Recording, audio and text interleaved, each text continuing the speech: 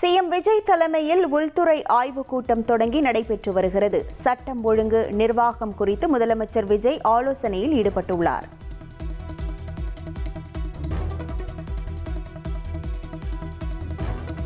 சட்டமன்ற எதிர்க்கட்சித் தலைவர் உதயநிதி தலைமையில் நாளை மாலை 5 மணிக்கு திமுக எம்எல்ஏக்கள் ஆலோசனை கூட்டம் நடைபெறும் என்று அறிவிப்பு.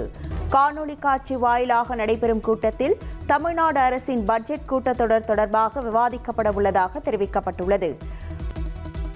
நீண்ட காலமாக பணியிடை நீக்கத்தை தொடர்வதை சட்டப்படி ஏற்றுக்கொள்ள முடியாது என்று சென்னை உயர்நீதிமன்றம் அதிரடி. பட்டா வழங்குவதற்கு லஞ்சம் பெற்ற வழக்கில் சஸ்பெண்ட் செய்யப்பட்ட கிராம நிர்வாக அலுவலர் தொடர்ந்த வழக்கில் அவரை மீண்டும் பணியமர்த்த உத்தரவு.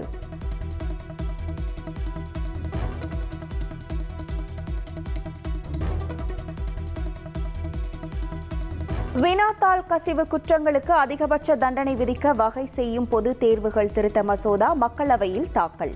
எதிர்க்கட்சி எம்பிக்களின் கடும் அமளிக்கு நடுவே மத்திய பணியாளர் நலத்துறை இணை அமைச்சர் ஜிதேந்திர சிங் மசோதாவை அறிமுகம் செய்தார்.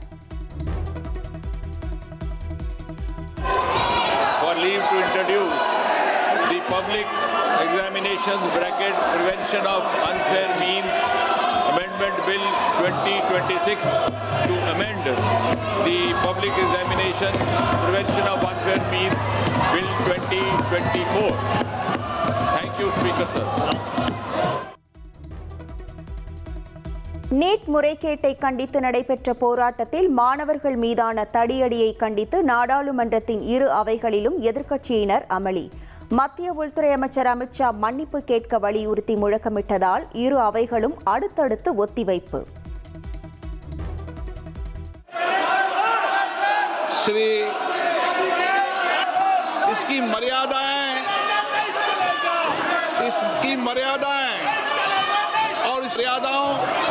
परंपराओं को समाप्त करने का प्रयास कर रहे हैं. आज 12 बजे तक के लिए स्थगित की जाती है. நாடாளுமன்ற வளாகத்தில் பிரியங்கா காந்தி தலைமையில் எதிர்க்கட்சி எம்பிக்கள் ஆர்ப்பாட்டம். மாணவர்கள் மீதான தடியடிக்கு அமித்ஷா மன்னிப்பு கேட்க வேண்டும் என்று முழக்கம்.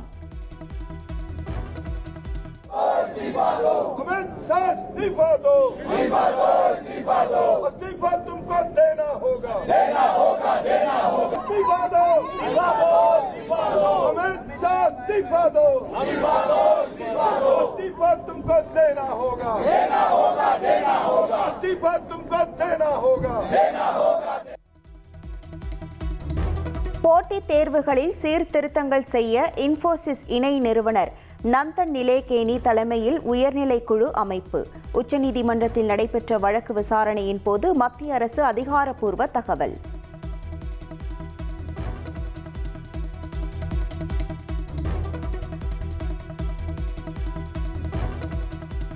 சென்னையில் ஆபரண தங்கத்தின் விலை சவரனுக்கு 560 ரூபாய் உயர்வு. 1 கிராம் 13,370 ரூபாய்க்கும், 1 சவரன் ஆபரண தங்கம் 1,06,960 ரூபாய்க்கும் விற்பனை செய்யப்படுகிறது.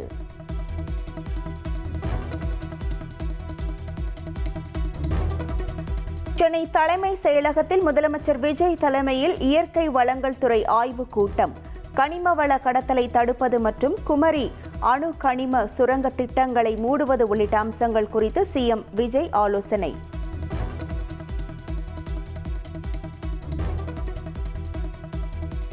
சென்னையில் வேளாண் பட்ஜெட்டில் இடம்பெற வேண்டிய அம்சங்கள் குறித்து கருத்து கேட்பு கூட்டம் தொடங்கி நடைபெற்று வருகிறது. கோட்டூர்புரத்தில் நடைபெறும் கூட்டத்தில் வேளாண் துறை அமைச்சர் வினோத்குமார், அமைச்சர்கள் செங்கோட்டையன், வெங்கட்ரமணன் உள்ளிட்டோர் விவசாயிகளிடம் கருத்துக்களை கேட்டு வருகின்றனர்.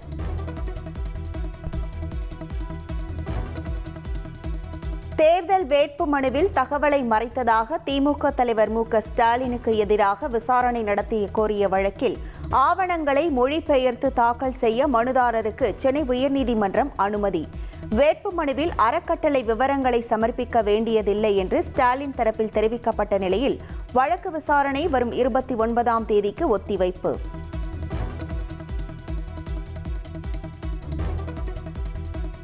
அடையாளம் தெரியாத நபர் தமக்கு தொடர்ச்சியாக தொல்லை கொடுப்பதாக சென்னை காவல் ஆணையரகத்தில் மேயர் பிரியா பரபரப்பு புகார்.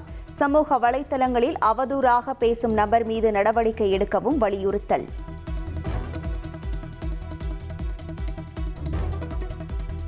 பாமக சார்பில் 2026-27 ஆண்டிற்கான பொது நிழல் நிதிநிலை அறிக்கை வெளியீடு. சென்னை தியாகராயர் நகரில் நடைபெற்ற நிகழ்ச்சியில் பாமக தலைவர் அன்புமணி வெளியிட்டார். கடந்த திமுக ஆட்சியில் நடைபெற்ற ஊழல் வழக்குகளை விசாரிப்பதில் தாவேகா அரசு முதலில் காட்டிய வேகம் தற்போது குறைந்துள்ளதாக பாமக தலைவர் அன்புமணி விமர்சனம். ஊழல் வழக்குகளை விசாரிப்பதில் வேகத்தை அதிகப்படுத்த வேண்டும் என்றும் வலியுறுத்தல்.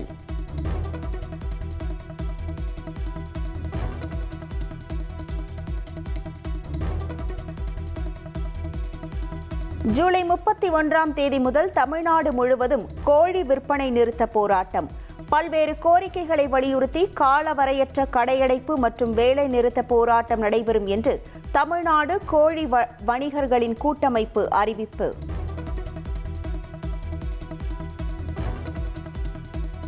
கனிமவள லாரிகளுக்கு விதிக்கப்பட்ட தடையை எதிர்த்து தமிழக கேரளம் எல்லையான இஞ்சிவிளை பகுதியில் லாரி ஓட்டுநர்கள் சாலை மறியலில் ஈடுபட்டதால் பரபரப்பு.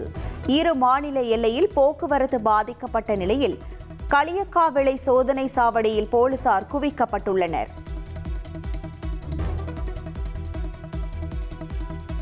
சென்னை பாடிக்குப்பம் பகுதியில் கூவம் நதியை தூர்வாரும் பணியை நீர்வளத்துறை அமைச்சர் என் ஆனந்த் தொடங்கி வைத்தார்.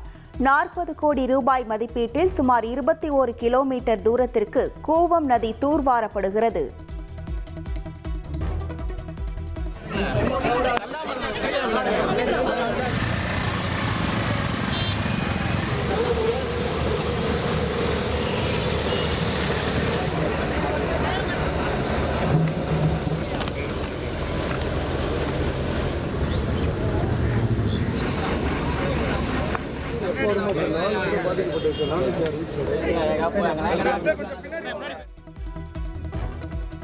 கூவம் நதியை தூர்வாரும் பணியை தொடங்கி வைக்க சென்ற அமைச்சர் என் ஆனந்த் போக்குவரத்து நெரிசல் ஏற்பட்டதால் காரிலிருந்து இறங்கி தாவேக நிர்வாகியின் பைக்கில் பயணம் செய்தார். தூர்வாரும் பணியை தொடங்கி வைத்ததுடன் கூவம் நதியில் இறங்கியும் அமைச்சர் ஆய்வு செய்தார்.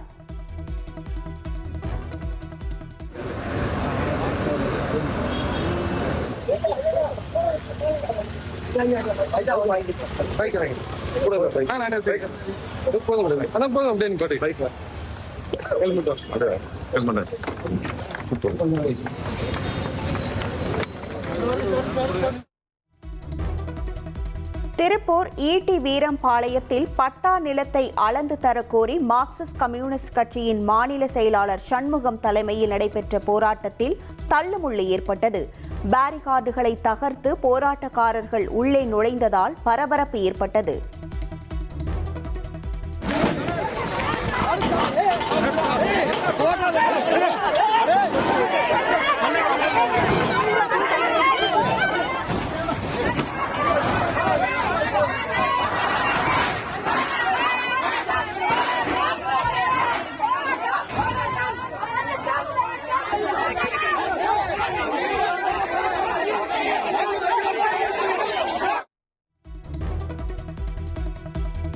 தாவேக எம்எல்ஏவிடம் பேரம் பேசியதாக பதிவு செய்யப்பட்ட வழக்கில் திமுக முன்னாள் அமைச்சர் சென்னை திருவல்லிக்கேணி காவல் நிலையத்தில் ஆஜரானார்.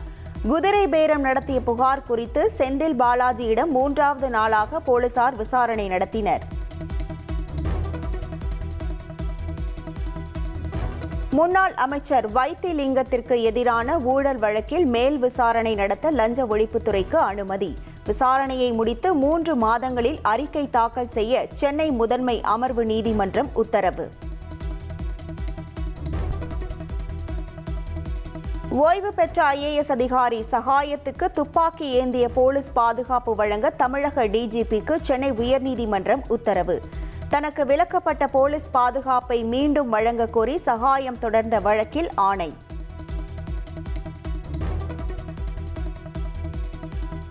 காமன்வெல்த் பளுதூக்கும் போட்டியில் வெள்ளிப் பதக்கம் வென்ற தமிழக ராஜா முத்துப்பாண்டிக்கு குடியரசுத் தலைவர் திரௌபதி முர்மு வாழ்த்து. ராஜா முத்துப்பாண்டியின் சாதனையை எண்ணி நாடு பெருமை கொள்கிறது. அவரது எதிர்கால முயற்சிகளுக்கு நல்வாழ்த்துக்கள் என்று எக்ஸ் தளத்தில் பதிவு. காமன்வெல்த் பளுதூக்கும் விளையாட்டுப் போட்டியில் வெள்ளிப் பதக்கம் வென்ற தமிழக வீரர் ராஜா முத்துப்பாண்டிக்கு பிரதமர் மோடி வாழ்த்து. ராஜா முத்துப்பாண்டியின் வெற்றி ஒவ்வொரு இந்தியருக்கும் மகிழ்ச்சியையும் பெருமையையும் அளிப்பதாக எக்ஸ் தளத்தில் பதிவு. காமன்வெல்த் பளுதூக்கல் போட்டியின் 65 கிலோ பிரிவில் வெள்ளிப் பதக்கம் வென்ற தமிழக வீரர் ராஜா முத்துப்பாண்டிக்கு முதலமைச்சர் விஜய் வாழ்த்து. அரசு சார்பில் ராஜா முத்துப்பாண்டிக்கு 30 லட்சம் ரூபாய் வழங்கப்படும் என்றும் முதலமைச்சர் அறிவிப்பு. மறைந்த முன்னாள் குடியரசுத் தலைவர் APJ அப்துல் கலாமின் 11ஆம் ஆண்டு நினைவு தினம். ராமேஸ்வரத்தில் உள்ள கலாமின் நினைவிடத்தில் குடும்பத்தினர், பொதுமக்கள், அரசியல் கட்சியினர் அஞ்சலி.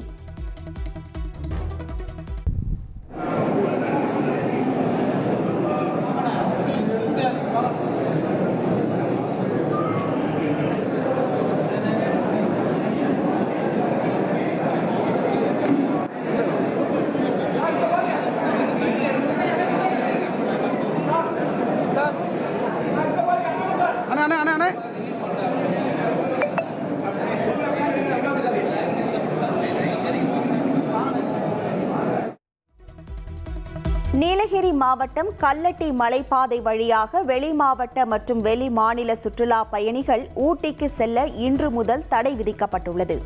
ஏற்கனவே உதகையிலிருந்து கல்லட்டி மலைப்பாதை வழியாக மசினகுடி செல்ல தடை விதிக்கப்பட்டுள்ள நிலையில் அந்த வழியாக வரும் வாகனங்கள் திருப்பி அனுப்பப்படுகின்றன.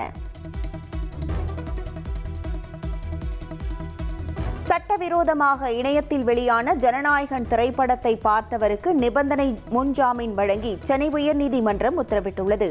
திரைப்படத்தை பார்த்ததை தவிர வேறு தீவிர குற்றச்சாட்டுகள் இல்லாததால் 20,000 ரூபாய் பிணைத்தொகை செலுத்தி 15 நாட்களுக்கு சைபர் கிரைம் போலீசார் முன்பு ஆஜராக வேண்டும் என நீதிபதிகள் உத்தரவிட்டனர். சிவகங்கை மாவட்டம் சூரக்குடி கிராமத்தில் 70 வயது மூதாட்டியை கொலை செய்த சம்பவத்தில் 12 மணி நேரத்தில் உறவினர் உட்பட 2 போலீசார் கைது செய்துள்ளனர். நகைக்காக மூதாட்டியை கொலை செய்தது விசாரணையில் அம்பலம்.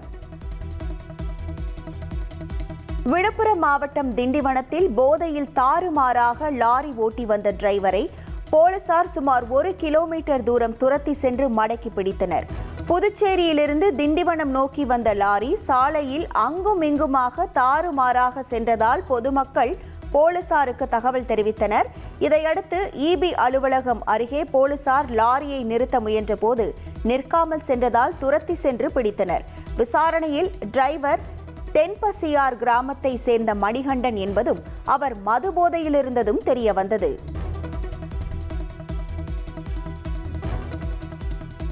தூத்துக்குடி அருகே படகு பழுதடைந்ததால் உயிர் தப்பிக்க கடலில் குதித்த 2 சிறுவர்கள் சடலமாக மீட்கப்பட்ட சம்பவம் சோகத்தை ஏற்படுத்தியுள்ளது.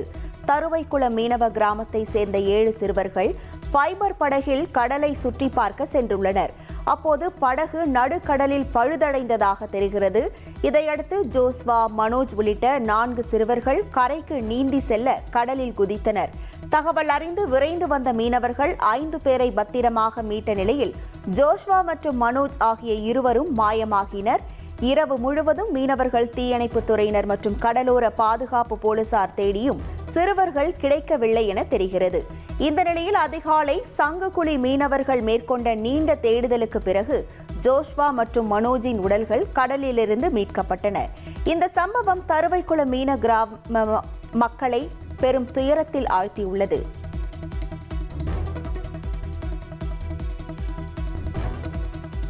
ராணிப்பேட்டை மாவட்டம் காவேரிப்பாக்கம் அருகே ஏரி தடுப்பு சுவரில் மினி வேன் மோதிய விபத்தில் 2 கை துண்டானது. திருவள்ளூரிலிருந்து காஞ்சிபுரம் நோக்கி கூலி வேலைக்கு ஆட்களை ஏற்றி சென்றபோது நிகழ்ந்த கோர விபத்தில் 15 பேர் பலத்த காயமடைந்தனர்.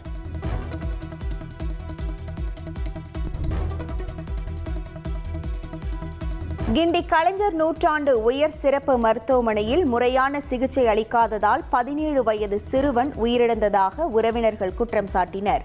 சென்னை வேளச்சேரியை சேர்ந்த 17 வயது சிறுவன் தர்ஷன் சாலை விபத்தில் சிக்கி காயமடைந்த நிலையில் கிண்டி கலைஞர் நூற்றாண்டு உயர் சிறப்பு மருத்துவமனையில் அனுமதிக்கப்பட்டுள்ளார்.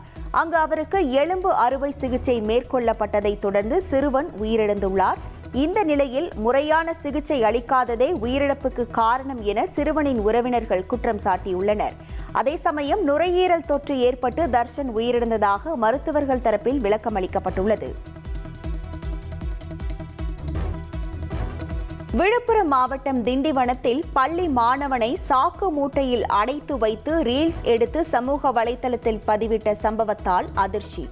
பொதுமக்களை அச்சுறுத்தும் வகையில் ரீல்ஸ் வெளியிட்டவர்கள் மீது நடவடிக்கை எடுக்க கோரிக்கை. சென்னை சென்ட்ரல் மெட்ரோ ரயில் நிலையம் அருகே இருவேறு கல்லூரி மாணவர்களிடையே பயங்கர மோதல். 2 மாணவர்கள் காயத்துடன் மருத்துவமனையில் அனுமதிக்கப்பட்டுள்ள நிலையில் மோதலில் ஈடுபட்டவர்களை போலீசார் தீவிரமாக தேடி வருகின்றனர்.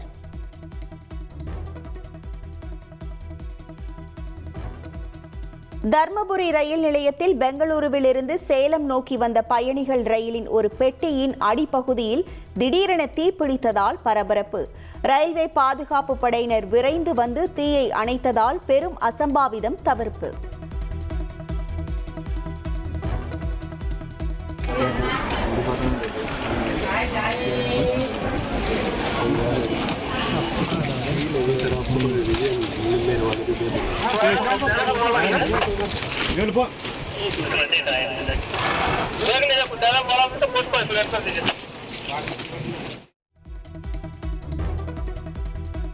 தாம்பரத்தில் ஓடும் ரயிலில் காவல்துறை பெண் அதிகாரியிடம் செல்போன் பறிக்கப்பட்ட சம்பவத்தால் பரபரப்பு. ரயிலில் இருந்து தவறி விழுந்த காவல்துறை அதிகாரி மருத்துவமனையில் அனுமதிக்கப்பட்ட நிலையில் செல்போன் பறிப்பில் ஈடுபட்ட வடமாநில இளைஞர் கைது.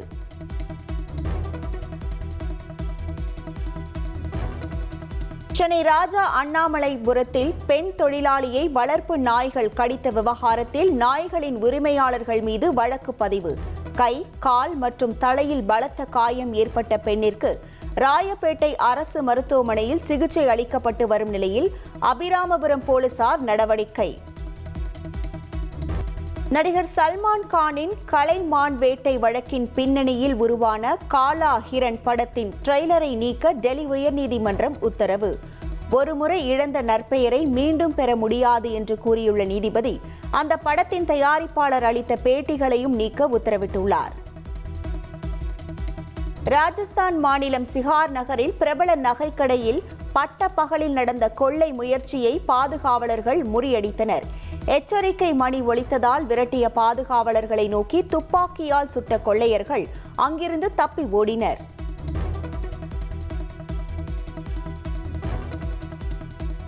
உத்தரப்பிரதேச மாநிலம் பிரியாக்ராஜில் பெய்து வரும் கனமழை காரணமாக கங்கை மற்றும் யமுனை நதிகளின் நீர்மட்டம் தொடர்ச்சியாக உயர்ந்து வருகிறது. கரையோரம் வசிக்கும் மக்கள் பாதுகாப்பாக இருக்கும்படி எச்சரிக்கப்பட்டுள்ள நிலையில் மீட்பு குழுவினர் தீவிர கண்காணிப்பில் ஈடுபட்டு வருவதாக மாவட்ட நிர்வாகம் தெரிவித்துள்ளது.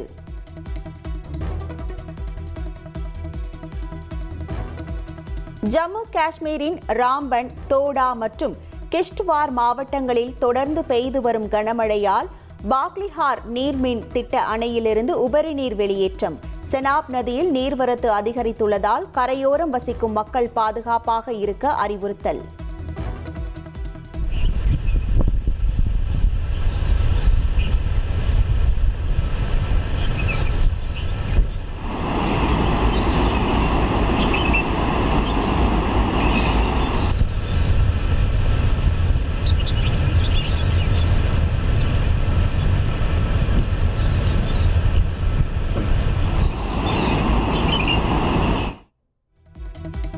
அமெரிக்காவின் சியேட்டில் நகரில் நடைபெற்ற உணவு திருவிழாவில் நடத்தப்பட்ட துப்பாக்கி சூட்டில் 2 வயது குழந்தை உட்பட 2 உயிரிழப்பு.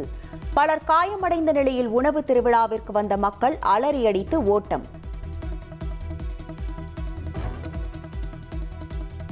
கொரிய போர் அமைதி ஒப்பந்தத்தின் 73வது ஆண்டை முன்னிட்டு வடகொரிய அதிபர் கிம் ஜோங் உன் தனது மனைவி மற்றும் மகளுடன் சென்று தியாகிகள் நினைவிடங்களில் அஞ்சலி செலுத்தினார்.